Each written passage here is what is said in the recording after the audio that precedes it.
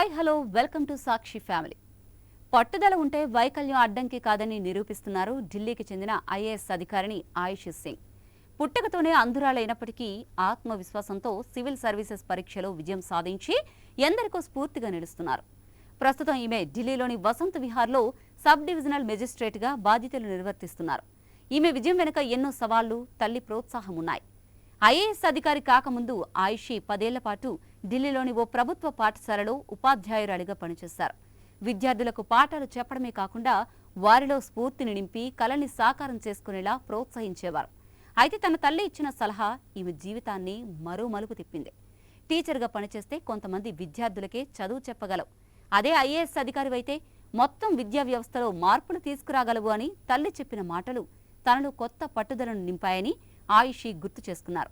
ఆ స్ఫూర్తితోనే సివిల్స్కు సిద్ధమై విజయం సాధించానని ఆమె తెలిపారు. తన ప్రయాణం గురించి ఆయుషి మాట్లాడుతూ, నా పుట్టికే ఒక సవాలుగా మారింది. నేను పూర్తి అంధత్వంతో జన్మించాను, కానీ నా తల్లిదండ్రులు నాకు అండగా నిలిచి నా జీవితంలోని చీకటిని తొలగించారు అని అన్నారు. వైకల్యాన్ని ఎప్పుడూ లోపంగా చూడకూడదని ఆమె అన్నారు.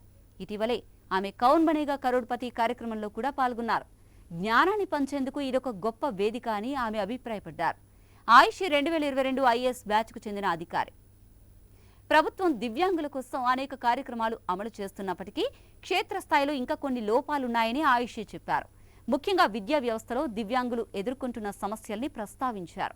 దివ్యాంగులైన విద్యార్థులకు ఇప్పటికీ చాలా పాఠ్యపుస్తకాలు అందుబాటులో లేవన్నారు. చాలా స్టడీ మెటీరియల్స్ సాఫ్ట్ కాపీ రూపంలో లభించడం లేదని, దీనివల్ల దృష్టిలోపం ఉన్నవారు చదువుకోవడానికి ఇబ్బంది పడుతున్నారని ఆవేదన వ్యక్తం చేశారు.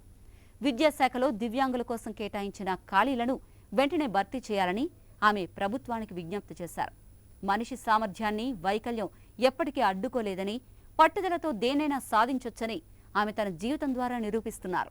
పేదవాడి పక్షాన నిలబడతాం, ప్రజా గొంతుకై నినదిస్తాం. వాయిస్ ఆఫ్ వాయిస్లెస్, తెలుగువారి మనస్సాక్షి సాక్షి టీవీ. సాక్షి టీవీ ప్రసారాల కోసం మీ స్థానిక కేబుల్ ఆపరేటర్ను వెంటనే సంప్రదించండి.